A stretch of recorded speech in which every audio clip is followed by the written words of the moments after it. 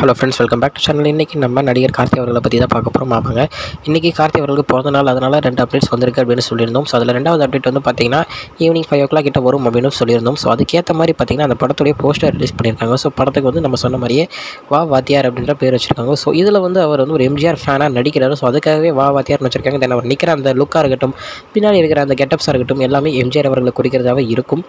So படத்தில் வந்து ஒரு போலீஸ் மாதிரி ரோலாக இல்லை சும்மா போஸ்டருக்காக அது கொடுத்துருக்காங்களா அப்படின்றது இதுக்கப்புறம் வர டீசர்ஸ் அது மாதிரி வச்சு தான் நம்ம கண்டுபிடிக்க முடியும். ஸோ இப்போதைக்கு படம் வந்து பார்த்திங்கன்னா முழுக்க ஒரு எம்ஜிஆர் ரசிகராக இருக்கிற ஒருத்தருடைய வாழ்க்கை மாதிரி தான் போகும் அப்படின்றது நல்லாவே தெரிஞ்சிருக்கு அந்த போஸ்டர் மூலிமா. ஸோ இந்த படம் வந்து பார்த்திங்கன்னா நலன் குமாரசாமி அவர்களால் தான் இயக்கப்படுது. ஸோ நம்ம கீர்த்தி ஷெட்டி தான் இதில் வந்து ஃபீமேல் லீட் பண்ணியிருக்காங்க.